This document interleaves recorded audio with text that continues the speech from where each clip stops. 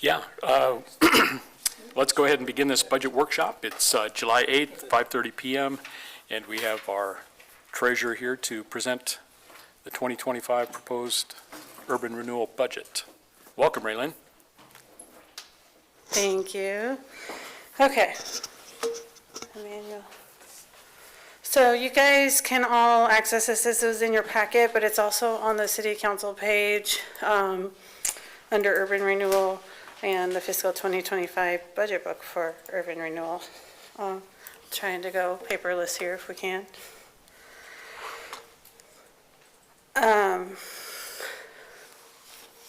With Urban Renewal, I just put in some different language here for the purpose, and so I can just read that really quick so that just to have in the record. So for urban renewal, there's kind of quite a few different ways urban renewal can be utilized. There's the infrastructure development, property development, business incentives, housing initiatives, community engagement, and then long-term planning. So, but the overall goal is to really make Caldwell a vibrant, livable neighborhood that enhances economic vitality. So, you know, we're trying to use these funds for the best purpose and highest and best use as possible. We currently only have one active allocation area. If you want to scroll down, Emmanuel. That would be the North Urban Renewal area.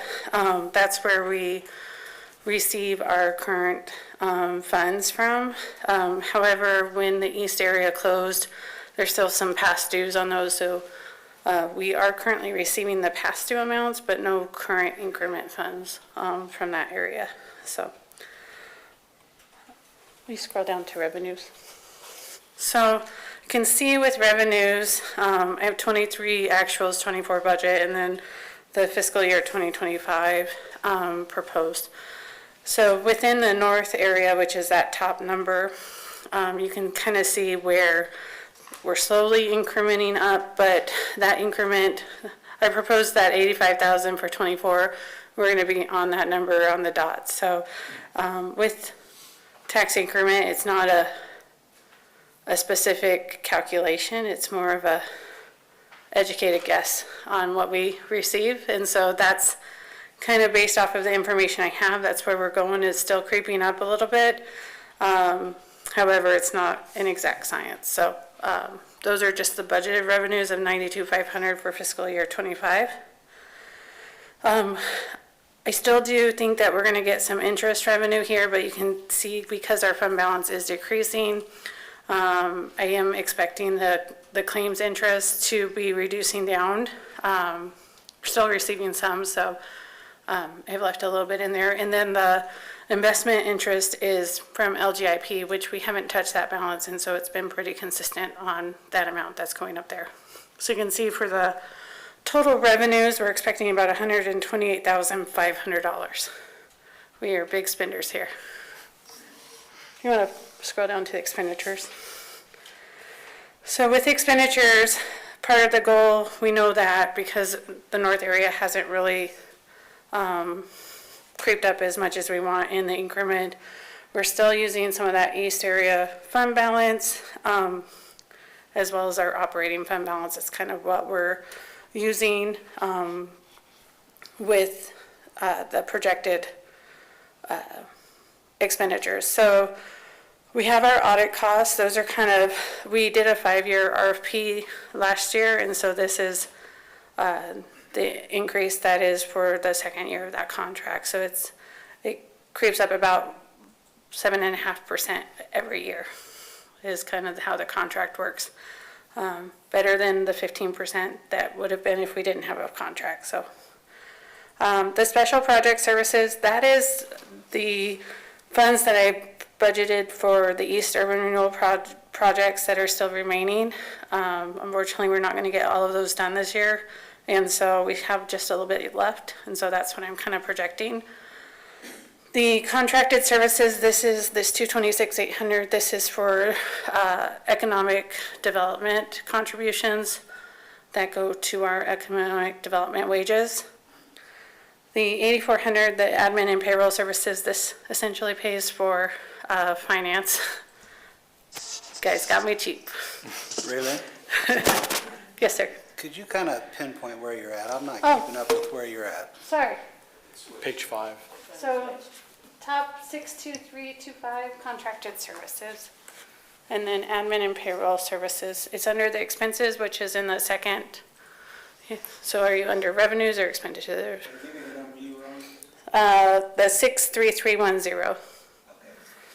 So. And then we did receive a proposal from Mr. Hilty's office for attorney services. So those are going up just a little bit, just due to hourly wage increase. I think that's mostly. And if you have questions about that, Mr. Hilty can definitely answer those. Our iCrimp, which is the 65,200, that's the $15,425. We actually got off easy this year. I will say most of the cities got between a 25 and a 55% increase in their iCrimp cost. So this 20% is very much welcome because it's not a significant increase. So that is kind of the basis of it. And then the 50,000 that you see in the 63220, that's if we have any north area revenue allocation area projects. Right now we don't have any projects listed or set up that would come before you guys, but if we do, that's where they would be budgeted at. And so the total expenditures budgeted is $1,899,525, which the goal is to use up the fund balance in the east area, allocation area revenue, so that does use that all up, and that's why it's so significant. It does also use some of our operating fund balance up, however, not enough to pull from the LGIP, which I can talk about later this afternoon when we go over the treasurer's report. So that is where the workshop is, or the budget is. Our budget hearing is in August, and so that's where you guys would officially vote on it. But if there's any changes, I can make changes now if you want to just have any questions on anything, so. Okay, questions for Raylan? I have Mr. Allgood? several, I want to make sure I understand, Raylan. So I want to make sure I'm not commingling the budgets here. We have what you have described as revenue, and that is from the North Urban Renewal Area. And then we have expense, but I'm translating that into the previous East Urban Renewal Area. Is that correct? Yes, there's both, for expense, most of this is either coming out of east area or operating buckets, except for that $50,000, which is coming out of the north area project bucket. But we're not commingling. Say that one more time? We're not commingling the two areas, No, we're not commingling. the two areas' dollar amount. That's why I'm just making Yeah. sure going through this, we're going from one to the other. I just want to make sure we're not crossing any dollars. Nope, they're very much separate, so. Okay. Mr. Doty? Just one follow-up on Commissioner Allgood's question, and then those dollars can only be spent in those urban renewal areas, right? So you can't take dollars from one area and spend it in another area. That is correct, and so that's why the 1.5 that I have budgeted for the east is for current projects that were budgeted at the end of the closeout that we've been working on for the last 2 years to try to finish up. And so that's not new projects, that is the current projects on the project list that just those dollars haven't been spent yet. So I'm making sure that we have a budget available to spend them for 25. Very good. Raylan, what gives you the biggest concern?